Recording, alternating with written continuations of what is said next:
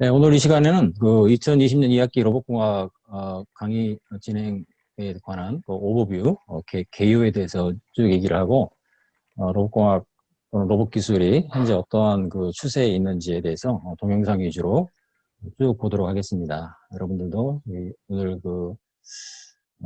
이 강의 내용을 보고, 로봇공학의 그 범위, 로봇공학의 또 내용, 그리고 로봇이라는 것이 무엇인가, 로봇 그러는데, 과연 로봇이 뭐냐 이거예요. 예, 그 로봇에 대한 정의를 좀 새롭게 할 수 있기를 바랍니다. 강의 계획서의 그 교과서는 이제 Introduction to Robotics에서 니꾸의 그 원서도 있고, 그 번역서도 있거든. 여기 있네요. 여기 원서는 표지가 아마 이런 모양일 거고, 이 개정판이 이게 개정판인지 그 초판인지 모르겠는데, 그 다음에 이게 번역서 로봇공학이라고 된 요 번역서도 있습니다. 이 책을 구해서 교과서로 아마 교내 서점 또는 뭐 인터넷 서점에서 다 구할 수 있는 책들입니다. 참고도서 쭉 적었는데 여기 보면 이거 나중에 필요할 때 다시 소개하도록 하고. 그래서 강의 그 진행 내용은 이렇게 이제 이제 평가 비중을 보면 이제 금방 이해할 수가 있는데, 호목 예, 일단은 강의 내용은 특히 이제 로봇기구학, 그 다음에 로봇 동력학, 그 다음에 이제 경로계획, 그 다음에 로봇 제어. 이렇게 네 가지. 구동기 센서에 대한 강의는 하지 않습니다. 구동기 센서는 여기서는 하지 않고. 그래서 이 강의 내용에 대해서 테이크홈 익잼, 요게 이제 뭐 2장, 3장 로봇 기구학이 마친 다음에 테이크홈 익잼이 한번 나갈 것이고, 그 다음에 이제 그 로봇 동력학, 그 다음에 경로계획, 에 관한 그 챕터가 끝난 다음에 테이크홈 두 번째 아마 예상 시점은 뭐 10월 초가 되지 않을까, 11월 초 이렇게 될 것 같아요. 그 다음에 테이크홈 두 번째가 끝난 다음에 약 한 4주 내지 5주 정도 로봇제어 시뮬레이션 텀 프로젝트 이걸 수행하게 된다는 거죠. 전체적인 그 평가는 테이크홈 익잼 1, 2에서 25%, 그 다음에 텀 프로젝트 25%, 그 다음에 과제, 호복 챕터 2, 3, 4. 챕터 5는 과제가 없어요. 2, 3, 4장에 지정된 그 연습 문제, 예제 등을 여러분들이 풀어서 제출하면 25%의 그 비중으로 여기 평가를 받습니다. 전체 100% 되는 거죠. 그리고 이 강의는 보통 이제 매년 보면 굉장히 동급여가 높은 학생들이 붙는 그런 과목이었다는 생각이 들어요. 그래서 작년 같은 경우에도 한 작년에 열 몇 명 정도 들었는데 그때도 전부 이제 학생들이 굉장히 의욕이 높고 그래서 이제 뭐 강의하는 사람 입장에서는 좀 보람이 있었던 과목이었던 건 맞아요. 그리고 학생들의 텀 프로젝트 퍼포먼스가 굉장히 좋아서 생각 같아서는 정말 다 A를 주고 싶었는데 물론 이제 그 와중에도 이제 제대로 따라오지 못하고 이제 그런 학생도 몇 명은 있죠. 그런데 그 학칙에 의해서 40% 이상 A를 줄 수 없는 그런 제한이 있기 때문에 나머지 학생들은 어쩔 수 없이 B 플러스, 또 물론 이제 C, D, F가 나가는 학생도 있습니다. 그건 이제 저는 이제 수행을 못하면 어쩔 수가 없는 거죠. 그러니까 이 과목은 하라는 것만 하면 A가 나오게 돼 있어요. 올해는 또 코로나 바이러스 사태로 이제 절대평가로 바뀌었기 때문에 작년과 같은 그러한 상황은 오지 않을 것 같아서 오히려 다행이라는 생각이 들거든. 그래서 이제 이 과목은 그 로봇공학에 대해서 어떤 관심 있는 학생들에게는 굉장히 유익할 수 있는 과목인 건 맞는 것 같아요. 그런데 혹시라도 이제 이 수강 신청한 학생 중에 잘 모르고 들어왔는데 그럼 좀 조금 괴로울 수 있죠. 어떤 다이나믹스 앤 컨트롤에 대한 어떤 그런 뭐라고 해야 되나요? 흥미 또는 어떤 그쪽에 나중에 뭐 대학원이라든지 뭐 어떤 기업을 가더라도 그쪽 분야에서 일하고 싶다 동기부여가 강한 학생들에게는 매우 유익할 수 있다는 생각 있는 그런 과목인데, 그렇지 않은 학생들은 반대가 될 수 있어요. 너무 괴로운 과목이 될 수 있다는 거예요. 그러니까 이 과목은 좀 이렇게 즐겁게 할 수 있기 위해서는 동기부여가 굉장히 중요하다는 생각이 들어요. 그건 뭐 다시 한번 얘기하고 싶은 거고. 자, 이거 로봇공학 개요에 대해서 이 코스 오브젝티브 뭐 얘기했는데 쭉 한번 읽어보세요. 이게 뭐 결국 로봇 기구학이 무엇이냐, 그다음에 로봇 동력학. 여러분들 이제 그 학부 과정에서 이제 키네매틱스 앤 다이나믹스 컨트롤 과목들을 다 수강을 했단 말이야. 그런 이제 다른 전공급 과목에서 이수한 그러한 그 전공, 거기서 학습한 전공 지식을 이 로봇 머니플레이터라는 하나의 플랫폼에 적용을 시켜보는 거죠. 그래서 최종적으로는 이제 그 시뮬레이션을 통해서, 다이나믹 시뮬레이션을 통해서, 다이나믹 컨트롤 시뮬레이션을 통해서, 그 피드백 제어의 어떤 어떤 그 원리라고 할까? 이런 걸 좀 더 깊이 이해할 수 있는 그러한 그 기회가 될 수 있는 그런 과목이 될 수 있다. 그런 얘기예요. 네, 그래서 크게 보면은 이제 기구학, 키네매틱스, 그 다음에 동력학, 다이나믹스, 그 다음에 경로계획이라는 개념, 그 다음에 피드백 제어, 이렇게 네 가지의 어떤 내용으로 구성되어 있다는 겁니다. 예. 그리고 이제 로봇 제어 시뮬레이션을 위해서는 보통 이제 그 맷랩, 그 매틀랩을 보통 활용하는데, 가끔 이제 MFC, 마이크로소프트 파운데이션 클래스 약자죠. 마이크로소프트의 비주얼 C++를 이용해서 프로그래밍을 하고 싶어 하는 학생들이 가끔 있어요, 가끔. 그거는 제한을 두지 않습니다. 근데 이제 대부분의 뭐 10명이면 9명은 대부분 매틀랩을 이용해서 그 시뮬레이션 그 코드를 이제 만들게 되죠. 그래서 턴 프로젝트는 얘기한 대로 궤적 추종 로봇 제어 시뮬레이션을 수행하게 된다. 그런 얘기입니다. 중간중간에 질문 있으면 언제든지 중간에 인터럽트 걸어서 질문해도 좋습니다. 자, 그 로봇공학 코스에서는 뭐 지금 또 반복되는 내용인데 처음에 이제 그 이른바 포워드 키네매틱스, 전기구학이라는 개념이 나와요. 전기구학. 네, 전기구학. 전기구학. 전기구학이라는 개념이 뭐냐면은 로봇 머니플레이터라는 게 이렇게 다관절, 멀티바디 시스템인데 결국 이제 관절이 회전해서 이제 마지막 핸드 또는 엔드 이펙터의 포지션과 오리엔테이션이 결정되는 것인데 이 관절의 운동에 대해서 이 엔드 이펙터, 핸드의 포지션, XYZ 포지션, 그 다음에 롤, 피치, 요, 자세 이 육자유도 모션을 결정하는 그런 과정이 바로 전기구학이라고 하는 거예요. 그러니까 무슨 얘기냐면 사람 팔을 생각하면 되지. 사람 팔을 보면 사람도 보면 숄더, 엘보, 리스트를 움직여서 결국 이 손끝의 포지션과 오리엔테이션이 결정되잖아요.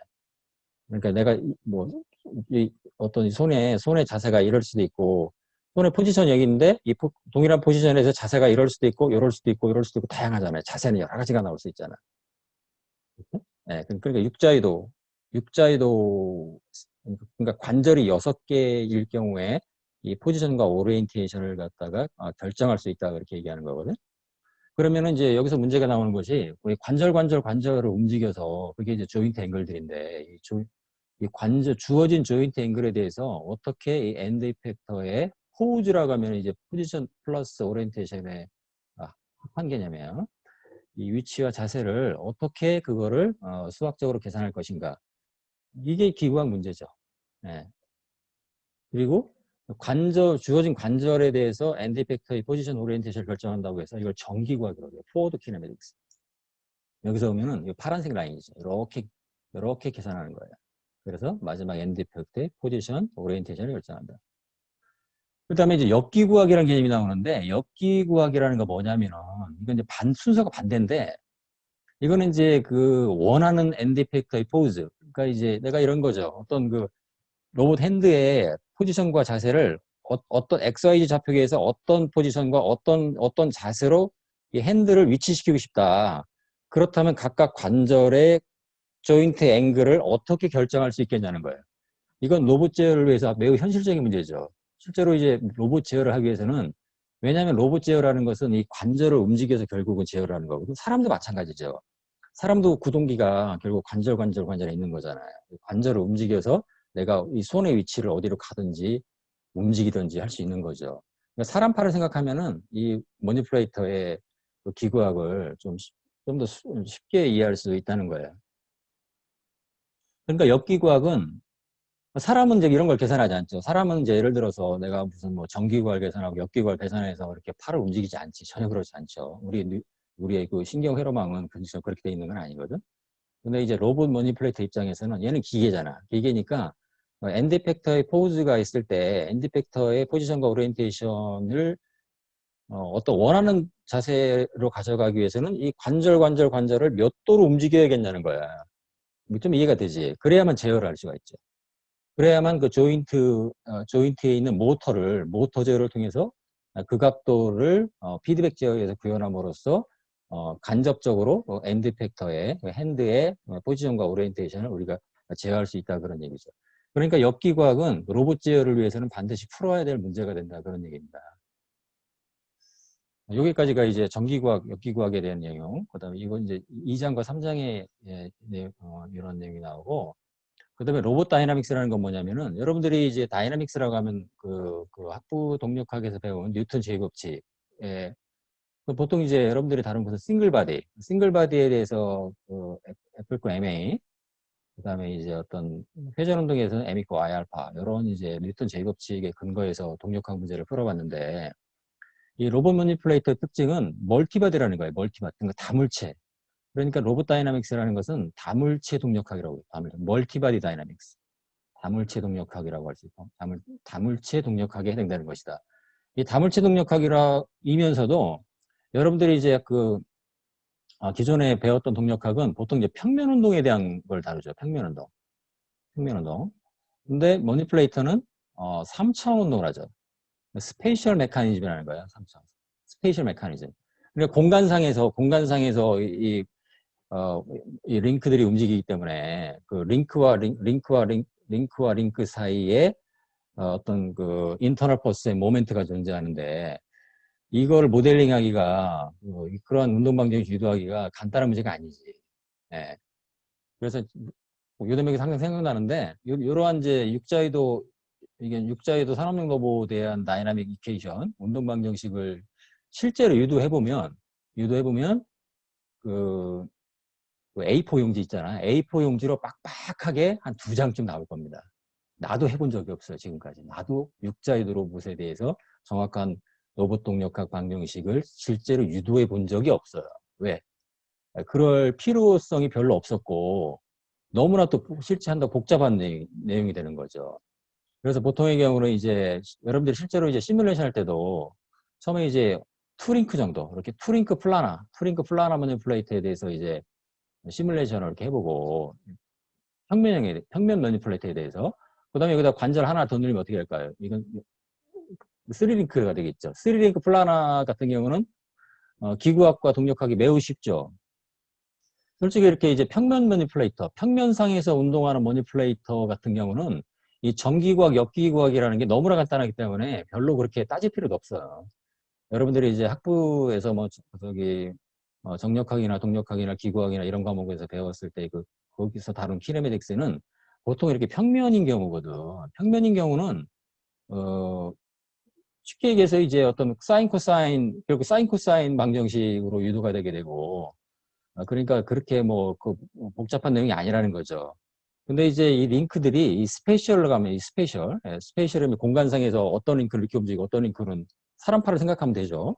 사람팔을 생각하면 이렇게 간단한 문제가 아니라는 거예요. 그러니까 이런 스페이셜 메커니즘에 대해서는 어떤 기구학을 푸는 특별한 방법론이 필요하다는 거예요. 그러니까 그걸 이제 로봇 기구학이라고 부르는 거예요. 로봇 기구학이라고 하면 달리 말하면 멀티바디 시리얼 체인 메커니즘의 기구학이다. 좀 어렵나요? 멀티바디. 그러니까 바디가 여러 개란 말이죠. 여기 봐도 바디가 이제 하나, 둘, 셋, 여기도 작지만 6개 바디가 쭉 연결되어 있는 거거든. 근데 이것이 시리얼로, 직렬로 쭉 연결되어 있다는 거예요. 바디가 6개가 쭉 직렬 연결되어서 이게 공간상을 막 움직이죠. 공간상을 움직이니까 이게 각각 조인트 앵글이 주어졌을 때 어떻게 이 엔드 이펙트의 포지션과 오리엔테이션을 계산해낼 거냐. 그게 이제 기구학 문제가 되는 거죠. 간단치가 않다는 거지. 그래서 이제 어떤 체계적인 방법론이 필요한 거고, 그런 내용들이 이제 2장과 3장이 나오는 거죠. 네, 로봇 기구학이란 다시 말해서 그 다물체 멀티바디, 직렬 형태의 다물체 시스템에 대한 키네매틱스다.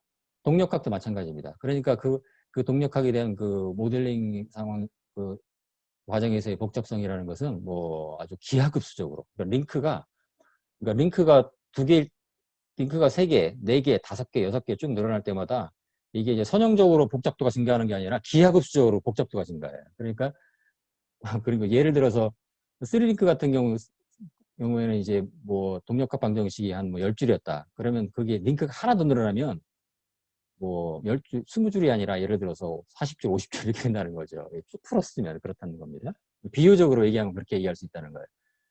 네, 그래서 이 로봇 다이나믹스에 대해서 여러분들이 실제로 그 사장에서 그 로봇 다이나믹스를 다룰 때는 이렇게 전에는 이제 그 스페이셜 메커니즘에 대해서 그 로봇 다이나믹스 유도하는 그 내용을 강의를 했었는데 작년에도 안 했습니다. 왜냐하면 그게 학생들에게 큰 도움이 안 된다. 예, 그것보다는 오히려 트래젝토리 컨트롤 시뮬레이션에 집중하는 것이 훨씬 낫겠다. 해서 너무나 복잡하고 그렇기 때문에 강의 자료에서 지우지는 않겠지만 그거를 뭐 이번 학기는 다루지는 않을 예정이에요. 대신 이렇게 아주 간단한 평면형 어떤 투링크 결국 이제 트래젝토리 궤적 시뮬레이션을 위해서 머니플레이터에 대한 그 다이나믹 모델이 필요한데 이 투링크 플라너 매니플레이터 또는 3링크 매니플레이터에 대한 다이나믹스를 유도하는 정도의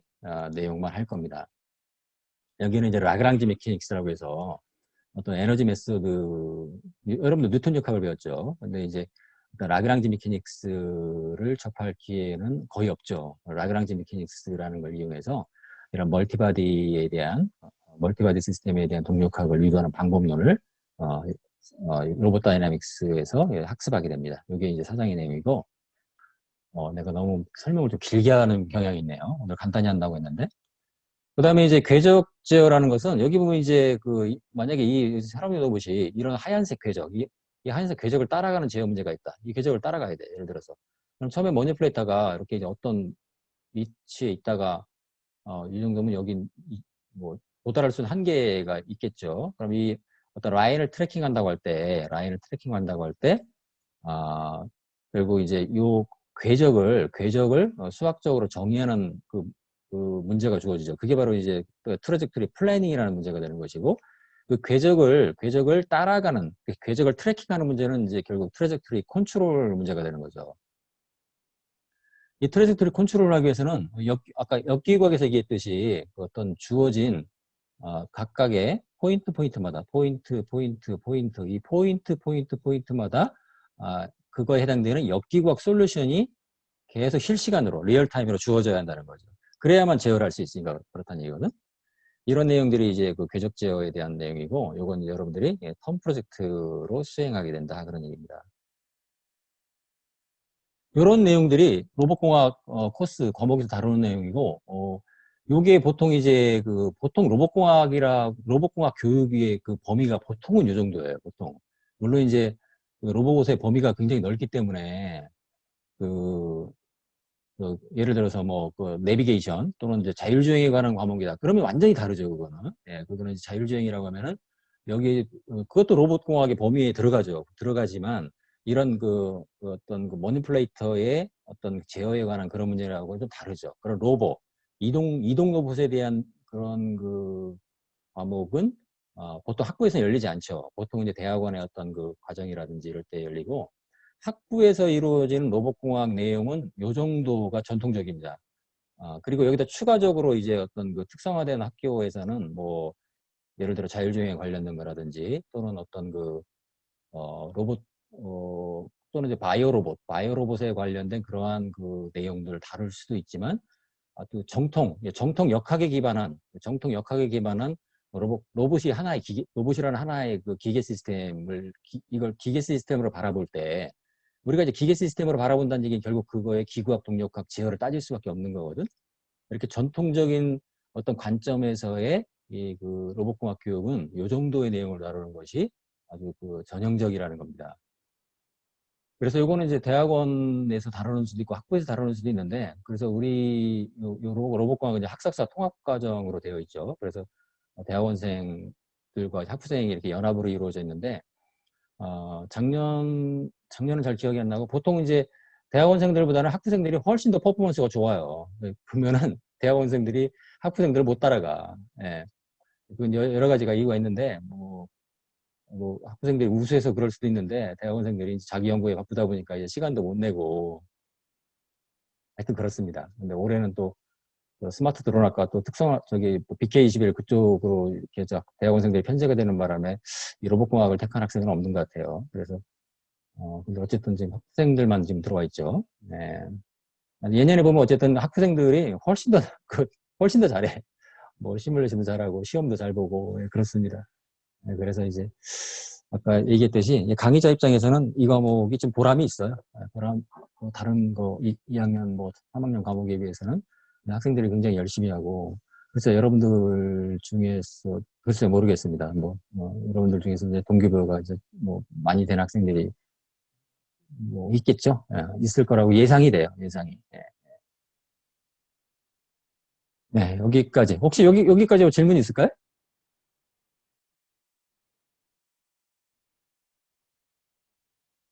너무 어렵다고 느꼈으면 내가 설명을 잘못한 거예요. 예, 그건 지금 이제 이건 한 학기 동안 다룰 내용을 갖다 요약했기 때문에 뭐 그렇게 느껴질 수는 있는데, 요거를 이제 이런 토픽들을 차근차근 밟아 나가는 거지. 예. 질문 없을까요?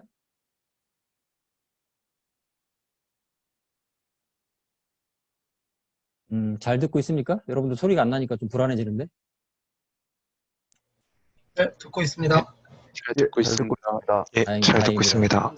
네, 소리가 안 나면은 이게 소리가 끄는데 불안합니다. 그 다음에 이건 텀 프로젝트에 관련된 요약인데, 다이나믹 시뮬레이션 오브 멀티링크 머니플레이터라고 되어 있죠. 이게 이제 여러분들이 자동 제어에서 이제 피드백 제어에 대해서 배웠는데, 보통 이제 자동 제어에서 다루는 피드백 제어의 내용이라는 것은 보통 플랜트에 대해서 어떤 입력과 출력에 관한 어떤 그러한 입출력 시스템에 대한 개념을 배우고, 요거에 대한 뭐 전달함수, 그 다음에 요거에 대한 응답, 뭐 과도응답, 정상상태 응답, 이런 거에 대한 내용을 배운 다음에, 그리고 안정성, 이른바 스테빌리티를 따지고, 그 다음에 이제 제어기라는 개념을 배우죠. 제어기라는 것은 항상 강조하지만 어떤 레퍼런스, 기준 입력에 대해서 기준 입력과 어떤 이 출력의 차이, 에러를 받아들여서 어떤 적절한 개인을 곱해서 제어 입력을 만들어내고, 그러면서 이 룹이 이제 연속적으로 실시간으로 제어 주기마다 연속적으로 순환하면서 결국 이제 이 출력 Y가 이 레퍼런스 기준 입력 R을 추중한다, 그런 내용이죠. 근데 추중하는 모양이 보통 스텝 R에 대해서 이런 모양의 어떤 응답을 보인다. 요 정도가 여러분들이 자동제어에서 배운 내용이죠.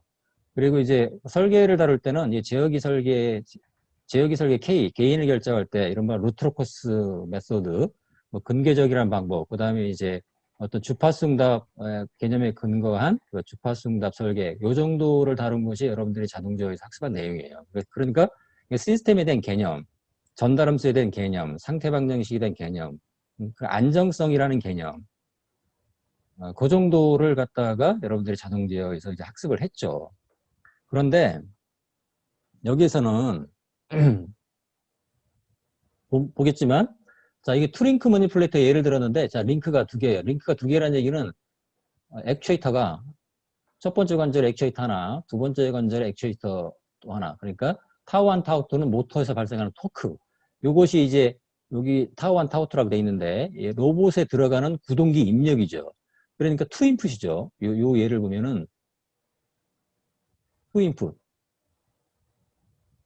그 다음에 투 아웃풋. 아웃풋이라고 하면 요 관절의 운동, 세타1. 그 다음에 보통 상대각으로 표시된 세타2. 그러니까 타워1, 타워2 입력에 대해서 세타1, 세타2라는 출력. 그러니까 피드백 룹이 첫 번째 관절에 대해서 하나 돌고 있고, 이렇게 두 번째 관절에 대해서 또 하나 돌고 있죠.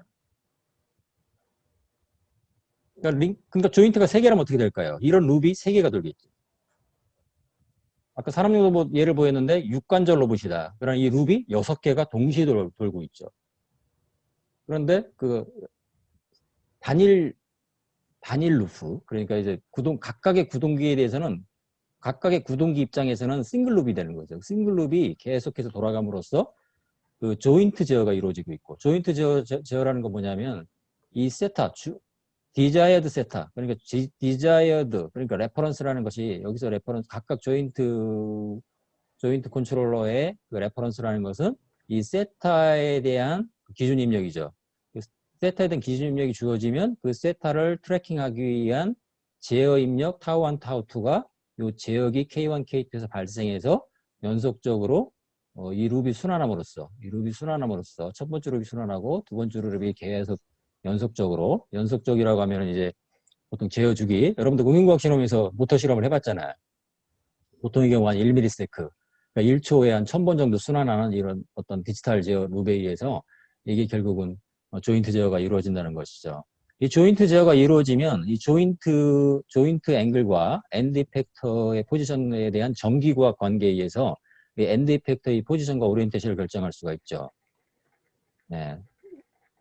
이걸 갖다 자세히 설명하면 조금 시간이 너무 걸리니까, 예, 결국은 이 머니플레이터가 이런 어떤 라인을 트래킹한다.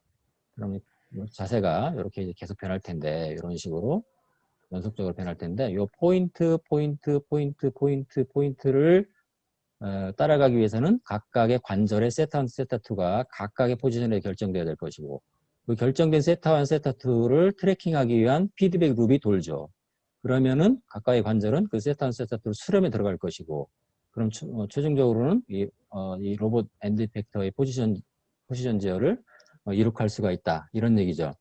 이런 식으로 해서 이제 어떤 머니플레이터의 궤적 제어가 이루어지는데, 여기서 보면 이제 여러분들이 이제 이 로봇공학에서 학습한 그 전반적인 내용이 다 들어가고 있다는 걸 알 수가 있어요.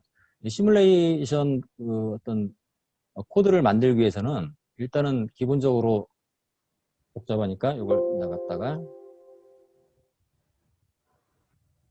이렇게 되죠. 일단은 로봇 다이나믹스라는 것은 로봇 동력학인데 이런 투링크 머니플레이트에 대한 다이나믹 모델이죠. 다이나믹 모델. 미분 방정식에 해당된다는 거예요. 미분 방정식. 그러니까 실제 머니플레이트 대신에 일종의 수학 모델을 가지고 여러분들이 시뮬레이션 하는 거죠. 이 수학 모델을 유도한 다음에 미분 방정식을 유도한 다음에 어떤 임의의 타우1, 타우2에 대해서 어떤 응답을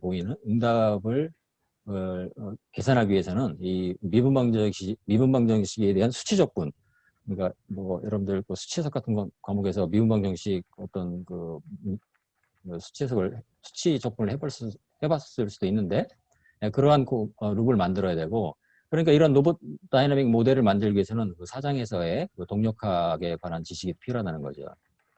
그 다음에 이제 아까 궤적, 만약에 엔드 이펙터가 어떤 특정 궤적을 따라간다. 그럼 이 궤적에 대한 수학적인 어떤 함수의 정의가 필요한데, 그게 바로 패스 플래닝이 되는 것이고, 이 패스 플래닝에 대해서 간단히 XY 좌표라고 한다면, 이 XY 좌표에 대해서 이 세타1, 세타2를 결정하는, 그게 이제 역기구학이라고 얘기를 했죠. 여기는 그래서 역기구학에 대한 솔루션이 필요하다. 그래서 2장과 3장에서 배운 역기구학 개념을 적용하게 되고, 그럼 이제 역기구학을 통해서 이 각각 조인트 제어룹의 레퍼런스, 기준 입력을 이제 만들어낼 수가 있는 거죠. 이 기준 입력에 대해서 이 기준 입력을 조인트가 트래킹하기 위한 피드백 룹이 돌고 있고, 여기도 이제 이렇게 룹이 이제 돌고 있다, 그런 얘기죠. 이 피드백 제어에 대해서는 여러분들이 자동 제어 과목에서 학습한 그 정도의 지식을 필요하다는 얘기고, 여기 필터링 얘기는 나중에 기회 되면 얘기하겠습니다. 그렇다면 이제 조인트 제어에 의해서 각각 조인트 앵글이 제어가 되는데, 정말로 이제 이 궤적을 잘 따라갔는지를 확인하기 위해서는 이 조인트 앵글 세타1, 세타2에 대해서 정기구학 과정을 통해서 정말 이 XY 포지션을, 이 원하는 포지션, 이 패스 플래닝에서 나오는 XY 디자이어드 궤적을 이 출력이 잘 따라가고 있는지를 확인할 필요가 또 있죠. 예, 이때 이제 정기구학 계산이 또 필요하다, 그런 얘기죠. 정기구학, 역기구학, 동력학, 플래닝, 피드백 제어, 여기다가 필터링까지 하면 이제 완벽하게 제어의 전반적인 걸 다 다루게 되는데, 필터링은 여러분들 학습 범위를 넘어가기 때문에 그건 얘기를 하지 않겠습니다. 이렇게 이제 루비 구성된다는 거죠. 요 각각의 블럭을 갖다가 어떤 그 매트랩을 이용해서 어떤 그 코드를 만들어서 여러분들이 이 전반적인 시뮬레이션 프로그램을 완성할 수가 있는 거죠. 처음에는 좀 어려워해도 다들 잘하더라고. 매년 보면 참 발표도 잘하고, 예. 예, 하여튼 뭐 항상 그랬어요. 올해도 그러니까 뭐 글쎄요, 뭐 예상은 예, 보통 문제 없이 잘 하는 것이 보통입니다. 네. 자, 여기부터 내용은, 이건 이제 로봇공학에 대해서 어떤 옛날에 내가 세미나 했던 자료를 갖다가 좀 요약한 건데, 이걸 뭐 여러분들 강의자로 올렸으니까 뭐 쭉 뭐 보면 될 것 같아요. 근데 뭐 간단하게 설명을 하면, 지금 뭐 40분 좀 지났네? 뭐 4차 산업혁명 시대와 로봇 기술의 역할이라고 좀 이렇게 이런 토픽으로 세미나를 했던 건데, 보통 산업혁명, 뭐 인더스트리얼 레볼루션이라고 하죠. 보통 1차 산업혁명이라고 하면 이제 그 키워드가 뭐예요? 키워드가 산업혁명 키워드가 증기기관이죠. 증기기관. 증기기관의 발명이 결국 산업혁명의 시작이라고 보통은 생각을 하죠. 근데 이제 이 산업혁명도 1차 산업혁명을 영국에서 시작된 걸 1차 산업혁명이라고 얘기하고, 그 19세기 후반부터 20세기 초반에 그때를 또 2차 산업혁명이라고 얘기하거든. 그때는 뭐냐면 키워드가 뭐냐면 전기예요. 전기의 발명. 에디슨에 의해서 전구도 발명되고 그랬잖아요. 그리고 이때 키워드는 중화학공업, 전기전자산업 이런 것이 키워드가 된다는 거예요. 그리고 이때 이제 아주 대표적인 발명품이 비행기 자동차죠. 비행기와 자동차. 그리고 TV 이런 것들이 이제 이때 2차 산업혁명 시기에 키워드가 된다 그런 얘기거든. 그때 이제 그 다음에 이제 3차 산업혁명이라면은 보통 정보혁명이라고 해가지고 이건 얼마 안 됐어요 사실은.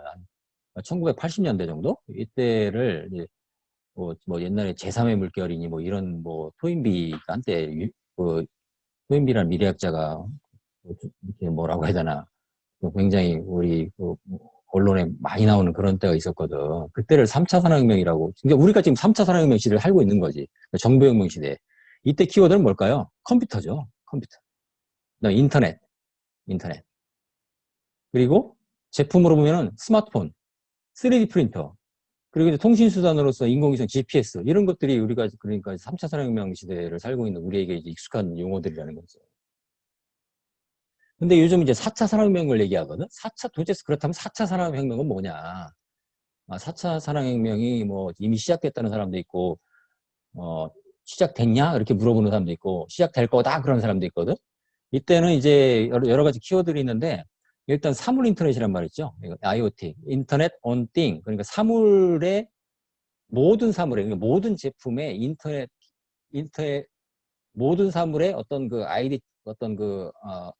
칩을 심어서 통신이 가능하게 하겠다는 개념이 사물 인터넷이라고 하거든. 사물. 그러니까 모든 물건이 다 인터넷이 되도록 하겠다는 거예요. 예를 들어서 이제 내 물건이 하나 있어. 뭐 예를 들어서 뭐를 예를 들면 좋을까? 뭐 스마트폰은 너무 흔하니까 예를 들어서 뭐 내 가방이 있어. 내 가방. 내 가방에도 칩을 심어가지고 내 가방을 어디 두고 와도 그게 어디 있는지 인터넷에 금방 확인할 수가 있어. 이런 게 이제 사물 인터넷 시대가 되는 거죠. 그 다음에 이제 뭐 요즘 그 비이클로 생각하면 자율주행, 드론, 뭐 그다음에 뭐 로봇도 그 키워드 하나 들어. HRI는 휴먼 로봇 인터랙션에 관한 약자고, 또 인공지능 AI, 그다음에 빅데이터 이런 키워드들이 요즘 주로 나오고 있잖아요. 이런 시대를 갖다 유비쿼터스라는 또 용어가 있고, 유비쿼터스란 말이 좀 어려운 영어 단어처럼 느끼는데, 유비쿼터스라는 게 뭐 이걸 글쎄 정확히 우리말로 어떻게 되는지 모르겠는데, 뭐 늘 항상 있는, 언제나 존재하는 뭐 이런 뜻일 거예요. 그러니까 어디나 인터넷이 깔려 있고 어디나 무엇이든지 통신으로 연결된 모든 것이 연결되어 있는 이제 그런 시대를 유비쿼터스 시대라고 얘기를 합니다. 이러한 시대가 할 거다 그러는 거죠. 그게 바로 4차 산업혁명의 개념이라고 볼 수 있어요. 그래서 4차 산업혁명의 어떤 산업의 어떤 패러다임이 많이 바뀔 텐데, 결국 이제 요즘 뭐 항상 얘기하는 게 뭐 인공지능이죠, 인공지능. 예, 인공지능. 그러니까 뭐 마치 인공지능 안 배우면 이제 망할 것처럼 막 이렇게 돼버렸는데, 그게 약간 유행이죠. 유행을 잘 따라가야 되죠, 물론. 유행을 잘 따라가야 되는데, 너무 또 유행만 따라가다 보면 또 근본을 잊어버리거든. 예, 그런 문제가 또 있는 것 같아요. 예, 이게 슬라이드가 많으니까 빨리 지나가면 로봇의 역사와 정의 한번 읽어보고, 예, 그래서 예, 그다음에 그 옛날 키스티에서 이게 한국과학기술정보연구원인가 그럴 건데 미래 유망기술 10선을 선택했는데 그 중에 로봇 키워드가 두 개, 여기 생체로봇, 바이오미메틱 로봇이라는 것이 선정했고 그다음에 이제 언맨드 비이클도 사실상 로봇이죠. 언맨드 비이클, 예, 무인 수송, 무인기, 무인 자동차, 뭐 무인 자동차, 자동차 로봇이라고 얘기를 합니다. 무인 비행기, 그런 로봇 항공기라는 말을 키워드가 나왔거든.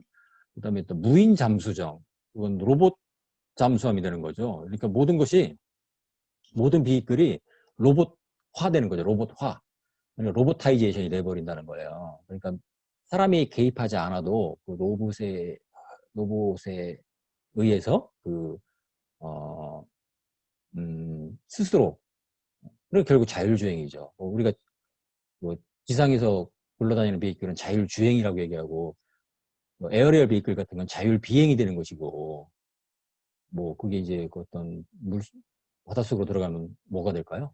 자율 잠항이 되나? 이렇게 어쨌든 자율적으로 뭔가 움직이는 비행기 이런 것이 미래 유망기술 10선에 들어간다 그런 얘기입니다.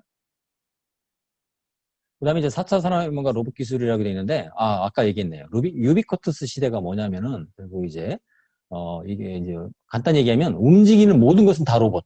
뭔가 움직여. 그건 사실상 로봇이야. 뭔가 움직인다. 자율적으로 움직인다. 그건 다 로봇의 범주에 들어간다는 것이고, 안 움직이는 거, 안 움직이고 고정되어 있는 것은 다 컴퓨터. 그게 무슨 얘기냐면, 뭐 우리 책상이 있고 여기 보면 책상이 있고 뭐가 있잖아요. 책상도 있고 의자가 있고 이렇게 뭐 컵도 있고 여기에는 다 어떤 RFID 칩이 심겨져 가지고 다 그게 결국 뭐예요? 사실상 컴퓨터가 되는 거지. 그러면 통신이 가능한 사물은 다 결국은 컴퓨터라고 볼 수가 있거든. 그 어떤 그 지능의 차이가 있을 뿐이지. 예, 그렇게 얘기할 수가 있습니다. 그래서 이제 4차 산업혁명을 정의할 때 아주 멋있는 정의가 나서 적었는데 인공지능 기술에 기반한 정신노동의 자동화. 이게 아주 멋진 말인 것 같아요. 정신노동의 자동화. 보통 육체노동의 자동화를 갖다가 우리가 산업혁명에 의해서 증기관 엔진, 증기기관, 자동차 이런 것이 발명되면서 이제 어떤 사람의 육체노동이 대폭 줄었잖아요. 그리고 자동화가 이루어졌잖아. 근데 4차 산업혁명 시대 AI 기술이 그것은 뭐에 기반하고 있냐면 결국 우리 사람의 정신노동까지 자동화해 버리겠다는 거예요. 그러니까 무슨 얘기냐면 예를 들어서 주식 투자하는 데 있어서 AI 투자, AI 뭐라고 하나요? AI 주식 투자를 뭐라고 얘기하나 잊어버렸네. 그다음에 이제 의사도 뭐 예를 들어 사람이 어떤 AI 의사에게 딱 하면은 이 사람의 병명이 뭔지 딱딱 그냥 데이터베이스에서 알아내는 딱 제시해 주는 거야. 그리고 어디를 치료받으라. 그리고 또 하나 AI 변호사는 뭐냐면 수많은 판례가 있잖아요. 수많은 판례를 종합적으로 할 때 이 사건에 대해서는 이러이러한 것을 준비하고 이런 식으로 가야 된다고 딱 자문을 해주는 거죠. 변호사들이 그런 일 해주는 거잖아요. 변호사들이. 그러니까 이제 앞으로 극단적으로 어떤 얘기를 하냐면 변호사가 다 망할지도 모른대. 변호사가. 왜냐면 이 AI가 훨씬 더 똑똑하기 때문에.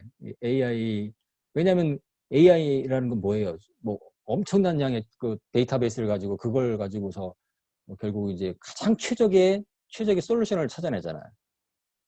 몇 년 전에 알파고가 저기 이세돌 구단을 뭐 한 번 빼고 다 이겼잖아요. 이세돌이 한 번 이긴 것도 우연히 이긴 거잖아. 약간 꼼수로.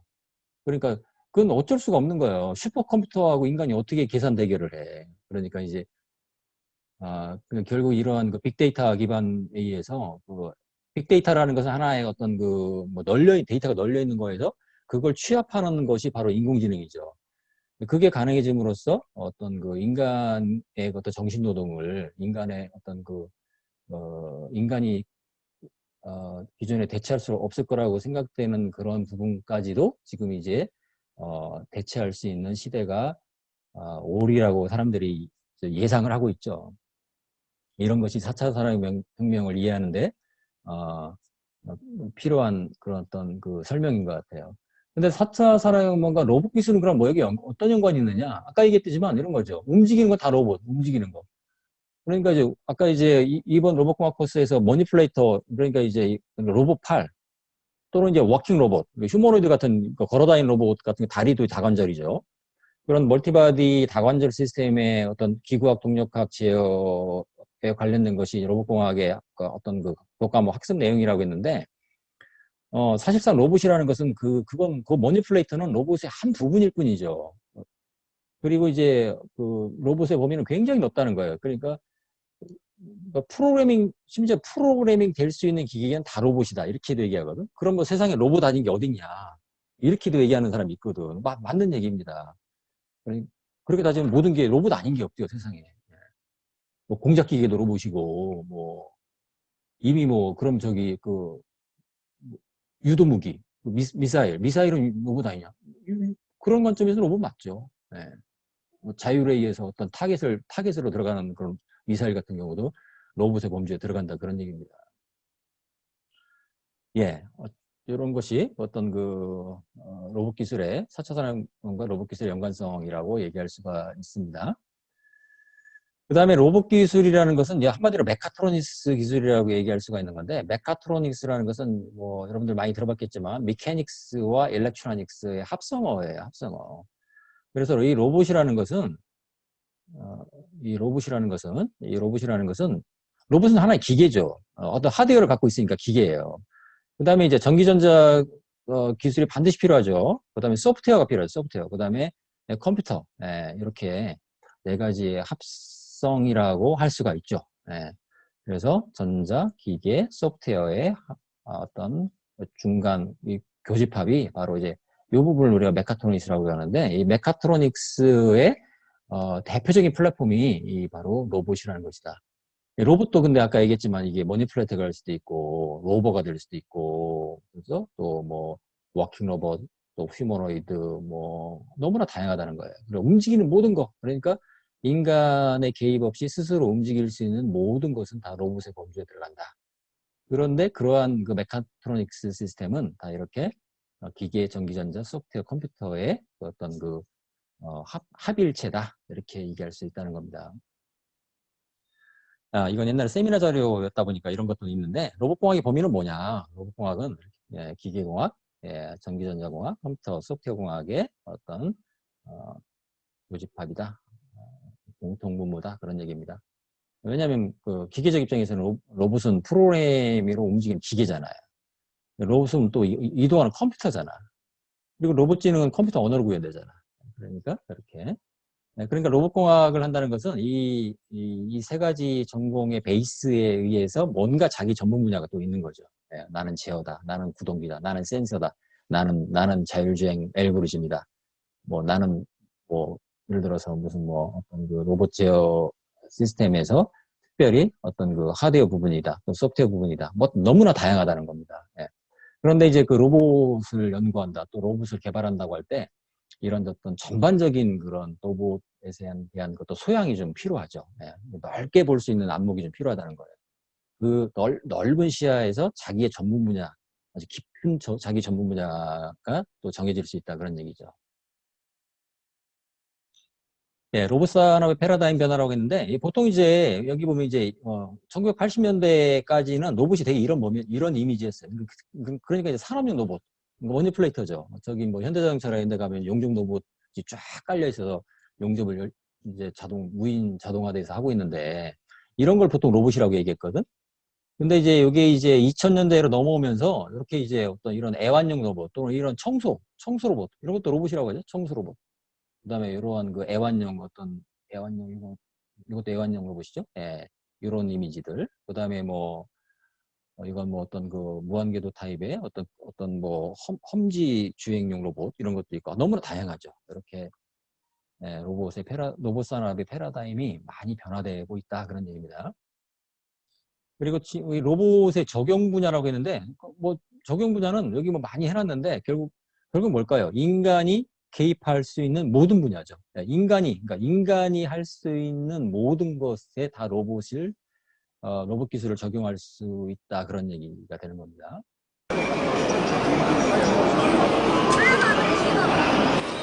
이건 이제 그 대중량물 핸들링 로봇의 예를 들어서 두 대의 머니플레이터가 이렇게 서로 협동 작업을 하고 있죠. 그다음에 이건 이제 용접 로봇, 이제 이쪽에서 자기의 특정한 작업만 계속해서 반복하는 거죠. 그 다음에 이건 물류자동화용 AG 풀어서, 이거는 모바일 머니플레이터.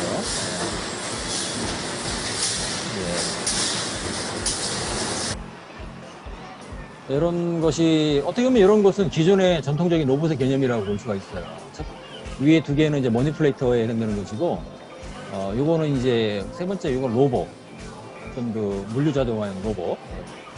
그리고 네 번째는 이제 머니플레이터와 로버가 합치된 모바일 머니플레이터. 이렇게 돼 있는 거죠. 네, 그 다음에 이제 2000년대 이후에 인강 친화형 로봇. 이게 로보덱스 2003이라고 이게 일본에서 열린 그 전시회였는데, 사람들이 이제 여기 가보고 깜짝 놀랐죠. 막 이런 로봇들을 내놨으니까. 무슨 만화 영화에서나 나올 법한 그런 것들을 막 내놓고서, 지금 이걸 이제 로봇이라고 하니까 아주 센세이션 그냥 아주 그래서 아주 그냥 그 로봇의 그 로봇 기술 분위기가 확 바뀌었는데 이런 걸 갖다 이제 인간 친화형 로봇이라고 합니다. 인간 친화형이라면은 휴먼 프렌들리 로봇이라는 얘기죠. 얘 근데 수업 중인데 왜 얘기해봐라. 왜 지금 이따 스카이프로 얘기해. 예, 그래서 이렇게 이런 보면 이미지 보면 알겠죠. 예, 그리고 뭐 이렇게 실제로 작업 잘하는 거 아니야 이거. 그냥 이렇게 약간 그냥 폰만 잡고 있는 거고 이 정도 작업을 하기 위해서는 아직도 갈 길이 멉니다. 그 다음에 이제 그 인강 친화형 로봇의 어떤 대표격이라고 하면 아시모, 예, 그 일본 그 혼다에서 개발된 우리나라도 이제 휴무로 또 뭐 여러 군데에서 휴머노이드 많이 만들었는데 이게 이제 혼다 자동차 회사인데, 이 아시모를 개발한 지가 벌써 지금 20년이 넘었거든. 네. 전시회죠. 전시회에서 거의 아주 자연스러운 모션을 지금 만들어내고 있어요. 이렇게 보다가는 이거 한 2시간 걸리는데. 네.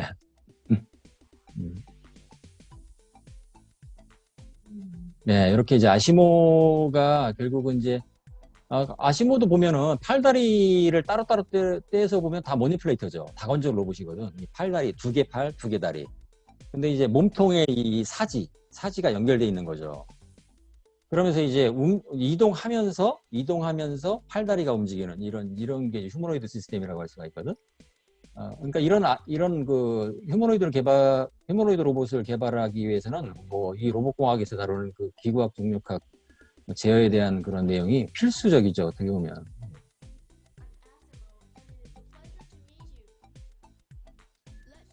자, 그 다음에 로봇 항공기라고 하면 요즘 많이 하는 드론, 옛날에 피자 배달 드론이라고 하는데 참 이렇게 피자를 드론으로 배달한다. 이거 참 별로 실용성은 없어 보이는데 어쨌든 이건 군사용 드론. 네, 군사용 드론이죠. 군사용 드론은 지금 많이 쓰이고 있죠. 네, 지금도 북한 중국 이런 데서 미군이 많이 사용하고 있단 말이에요. 사람을 정말 타격하는 그런 특별한 현실이지. 네. 그 다음에 또 로봇 자동차라고 하면 구글카 또는 셀프 드라이빙 카, 이렇게 자율주행차를 셀프 드라이빙 카라고 이렇게 번역을 하죠. 구글카 또는 요즘 최근에 테슬라에서도 또 자율주행 자동차, 자기들 전기차를 전부 이제 자율주행차로 소프트웨어 업그레이드 해주겠다 해가지고 지금 테슬라가 지금 아주 그냥 자동차 시장을 갖다가 다 석권할 것이라는 그런 예상을 하고 있거든. 어떻게 될지는 모르지만, 예, 결국 이제 뭘까요? 로봇 자동차라고 할 수 있죠. 무인 자동차, 언맨드 비클. AGV는 Automated Ground Vehicle의 약자예요. 그러니까 자동화된 또 지상 차량이다. 그런 얘기죠. 이렇게 로봇 자동차에 대한 연구가 활발하고 있고, 요게 아주 그냥 미래에 뭐 머지않은 시기에 아주 대중화될 거라는 얘기를 하고 있죠. 또 하나는 우주 로봇인데, 우주 로봇은 사실 이미 화성에 큐리아시티라고 지금 로봇이 가 있죠. 그 큐리아시티를 화성에 보내는 3D 영상이거든. 이게 너무 길으니까 여러분들 인터넷에 있으니까 관심 있는 학생들 보세요. 이 화성 대기에 지금 착륙하는 과정을 보여주고 있는 건데, 이렇게 해서 착륙해가지고 지금 로버가 이 큐리오시티가 지금 화성 표면을 열심히 돌아다니고 있죠. 그래서 이제 지구 나사로 뭐 수십만 장의 사진을 계속 보내고 있다는 얘기예요. 완전 자율주행. 물론 이제 나사 관제소에서 통신에 의해서 통제를 받긴 하지만 화성 표면을 계속해서 돌아다니면서 지금 어떤 미션을 수행하고 있죠. 여기 큐리오시티 봐도 이 로봇팔이잖아요. 로봇팔이 달려 있고 이 플랫폼은 로봇, 이제 움직이는 어떤 자율주행차가 되는 것이고, 이런 것은 이제 이건 이제 우주 스페이스에서 작업하는 건 로봇팔이거든. 이런 게 실제로 우주 공간에서 작업을 하고 있습니다. 우리나라도 이제 달 탐사 로봇을 이렇게 개발하겠다고 이렇게 이미지를 하나 만들었었죠. Device actually allows paraplegics to walk. Get ready to check out 엑소스켈레톤이라고 해가지고 근력 증강 로봇, 이것도 많이 요즘 연구되고 있죠. 또는 웨어레블 로봇, 이게 로봇을 입는다 이거예요. 로봇을 옷처럼 입는 거. 요즘 이런 연구를 하는 연구자들이 굉장히 많습니다. 장애인들, 특히 장애인들을 위해서 또는 군사용으로 이렇게 엑소스켈레톤을 개발하고 있다는 얘기죠. 그 다음에 이제 이거 극한 작업용 로봇이라고 하는데, 이건 옛날 달파 로보틱스 챌린지라고 해가지고 2015년에 이 카이스트 팀이 슈퍼가 우승했어요. 그때 여기 근데 좀 우승했다고 해가지고 기술적으로 뭐 가장 앞섰다라고 보여지진 않는데, 어쨌든 뭐 미션을 잘 수행해서 우승했습니다. 근데 이거 실제 보면은 이거 인터넷에 다 볼 수 있어요. 유튜브에. 로봇이 불쌍할 정도로 어려워. 참 어려워요. 아주 매우 단순한 작업인데도 역시 로봇 기술이 어렵다는 걸 알 수가 있습니다. 그 다음에 의료용 로봇, 이건 지금 우리나라 종합병원에도 다빈치 시스템이 많이 들어와 있어요. 이게 수술 개념이 이렇게 되는 건데, 이렇게 이게 의사거든. 여기에 이제 의사가 여기 있어요. 이제 여기 의사가 이렇게 콘솔 앞에 앉아 있고, 환자가 여기 있어. 환자가 있고, 이 로봇팔이 하나, 둘, 세 개가 들어갑니다. 로봇팔이.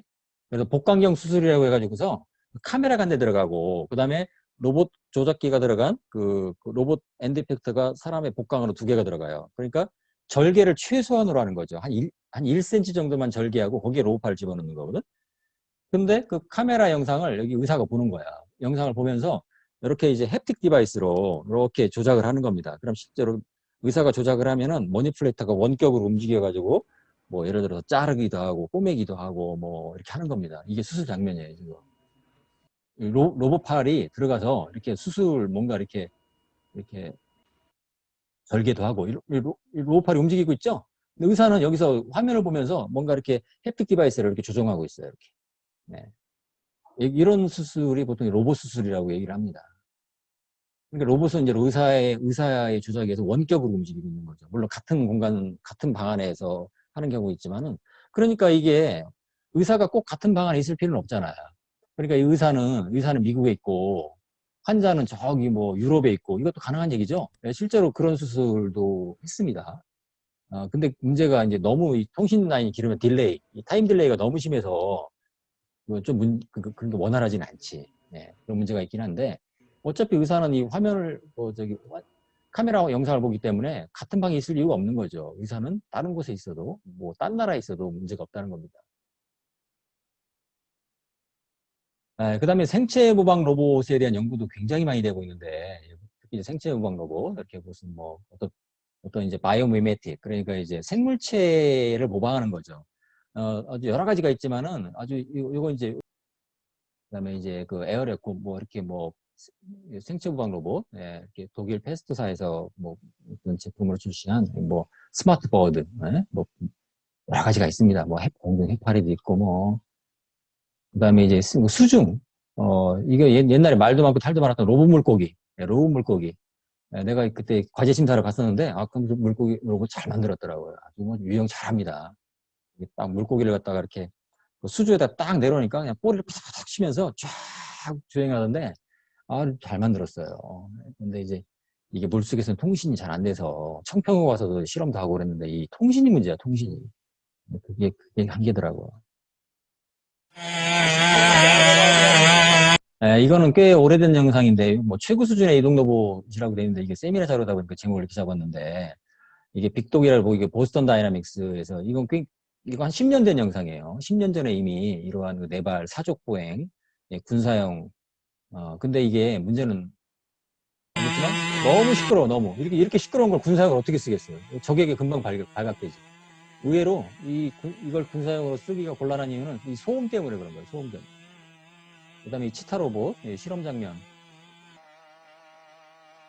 네. 치타 로봇 그다음에 아틀라스 이것도 보스턴 다이내믹스에서 개발한 물류 자동화요.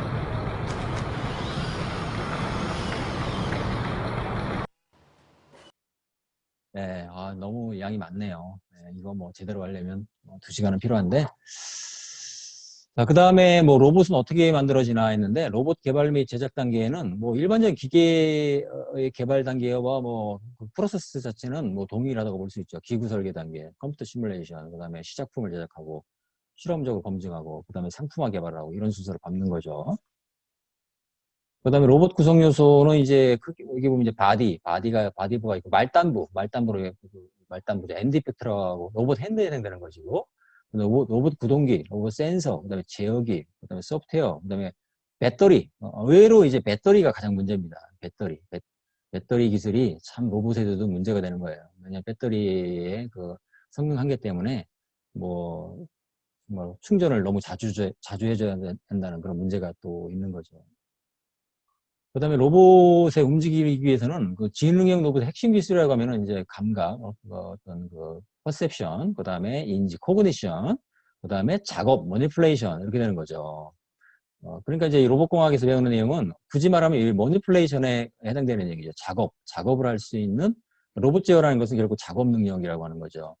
그리고 이 감각이라는 것은 이제 센서에 관련된 것들이고, 이 코그니션이라는 것은 어떻게 보면 지능이죠, 지능. 요즘 말하는 AI 같은 것이 바로 이 코그니션에 해당되는 것이죠. 그러니까 퍼셉션, 코그니션 단계를 거쳐서 실제로 인간도 그렇잖아요. 뭔가 이렇게 판단을 하고 그 다음에 내가 뭔가 팔다리를 움직여서 뭔가를 하죠. 그러니까 머니플레이션을 한단 말이에요. 로봇도 이러한 이제 3대 기술이 필요하다는 겁니다. 그러니까 이제 로봇 전문가들이라고 하는 사람들이 결국 다양하죠. 어떤 사람 머니플레이션에 특화돼, 어떤 사람 코그니션, AI 연구하는 사람, 그 다음에 어떤 센서에 관련된 기술을 연구하는 사람 굉장히 많다는 겁니다. 그리고 이제 요즘 나오는 키워드 중에 또 많은 키워드가 HRI, 휴먼 로봇 인터랙션. 그러니까 인간하고 이제 휴먼이 서로 이제 로봇이 너무 위험하면 안 되잖아요. 그러니까 잘못하면 이제 로봇이 이게 아주 흉기가 될 수 있단 말이죠. 그러니까 로봇과 공존하기 위해서는 이런 HRI 기술이 매우 중요하다. 그런 얘기죠. 근데 로봇은 어떻게 움직이나? 로봇 제어를 위한 핵심 문제라고 되어 있는데 보통 자기 위치, 내가 어디 있는지를 알아야 돼요. 보통 로컬라이제이션이라고 합니다. 내가 지금 어디 있는지를 알아야 되는 기술이 바로 로컬라이제이션이고 그러니까 외부 환경을 인식할 수 있어야 되겠죠. 외부 환경 인식의 핵심은 장애물이 어디 있는가를 왜냐하면 장애물을 인식해야만 그 장애물과의 충돌을 회피할 수가 있다는 얘기죠. 그 다음에 자율주행, 내비게이션. 그리고 실제로 1, 2, 3번이 다 가능해도 실제 일을 해야 되잖아요. 가서 뭔가 작업을 해야 되는데 이 작업을 하기 위해서는 결국 머니플레이터가 개입할 수밖에 없다는 거죠. 그때 필요한 게 다관적 로봇의 궤적제어. 요 내용이 결국 로봇공학의 어떤 학습 내용이라고 할 수 있습니다. 그러니까 이렇게 많은 로봇 제어 문제 중에서 결국 로봇공학의 범위는 여기에요. 이겁니다. 로봇핸드의 힘제어, 이 분야도 또 굉장히 중요한 분야죠. 왜냐하면 뭔가 작업을 하는데 사람은 이제 적절하게 힘을 조절을 하는데 로봇은 그 힘 센서를 가지고 그걸 제어해주지 않으면 이걸 뭐 잘못하면 이렇게 놓칠 수도 있고, 그렇죠? 너무 꽉 잡을 수도 있고, 그렇잖아요. 네, 이런 또 심지어 포스 컨트롤 문제가 또 있다는 겁니다. 그러니까 여기에 있는 이런 하나하나 큰 제목들은 정말 이거 로봇공학에서는 굉장히 큰 주제들이에요. 그래서 연구 분야로 보면은 굉장히 광범위하다는 걸 알 수가 있습니다. 그 다음에 또 스마트 로봇 환경이라고 했는데, 미래의 주택은 이렇게 로봇이 돌아다니기에 적합한 그러한 어떤 건축이 이루어질 것이라는 거죠. 그걸 이제, 그래서 이제 스마트 환경이라고 얘기를 하거든? 스마트 환경. 그러니까 이제 뭐, 예를 들어 아파트 방바닥에 이렇게 RFID 택이 쫙 깔려있고, 이렇게 쫙 깔려있고, 그럼 로봇이 내가 어디 있는지를 금방 알 수가 있잖아. 로봇이 지나다니면서 내가 지금 어디 몇 열 구역에 있다는 걸 금방 알 수가 있죠. 그러기 위해서는 이 주택 또 도로 이런 게 다 로봇에 적합하게 이렇게 로봇 프렌들리하게 그런 어떤 건축이 이루어진다는 거죠. 앞으로의 주택은 그렇게 될 거라는 얘기입니다. 예, 그다음에 로봇은 하드웨어와 소프트웨어 결합체라는 거. 예, 로봇 구동기 센서에 대한 내용. 예, 로봇 구동기 센서의 종류. 이것도 2018년, 올해 2020년 버전은 더 잘하고 있던데, 이게 보스턴 다이내믹스에서의 그 로봇개, 이게 뭐 스피 로봇 독이죠. 이걸 최근에 팔기 시작했더라고. 근데 너무 비싸. 이거 한 대 뭐 2억인가 3억인가를 그렇게 비싸가지고 이게 과연 몇 대나 팔릴지 모르겠는데, 예, 아주 잘 돌아다니죠. 예. 그다음에 요것도 보면 그 아틀라스 휴머노이드, 보스턴 다이내믹스 아틀라스 휴머노이드인데 아주 뭐 놀라운 물론 이제 아주 잘된 영상을 보여주는 거긴 하지만 점프해가지고 올라가기도 한다는 얘기.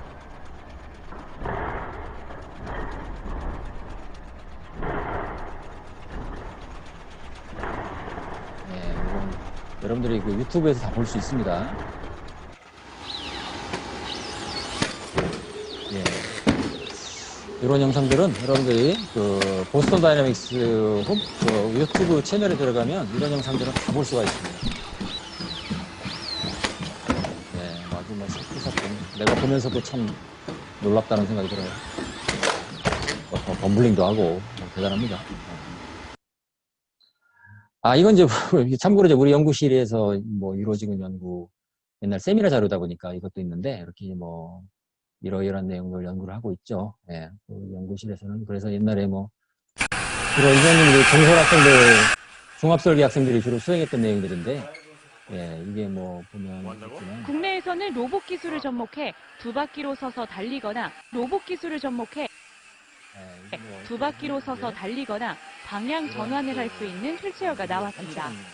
저희 로봇 같은 경우에는 자동으로 스스로 균형을 잡아주는 그런 로봇이거든요. 국내에서는 로봇 기술을 접목해 두 바퀴로 서서 달리거나 이런 것들 보고 있죠. 이 정도가 이제 오늘 준비한 내용이고, 뭐 굉장히 많은 양을 갖다가 정말 쫙 그냥 훑고 지나갔는데, 글쎄요, 여러분들이 오늘 쭉 영상을 봐서 어떤 느낌을 받았겠지만, 이거 여러분들 내가 생각한 것보다 이 로봇의 범위가 굉장히 광범위하구나, 이걸 느꼈을 수도 있었을 거예요. 그런데 이제 로봇공학에서 이 과목에서 이런 모든 내용을 다 다룰 수는 없는 거죠. 아까 얘기했지만 그 로봇 다관절 머니플레이트의 기구학 동력학 궤적 제어 문제 정도를 여러분들이 수행하게 될 것이다. 그런 얘기입니다.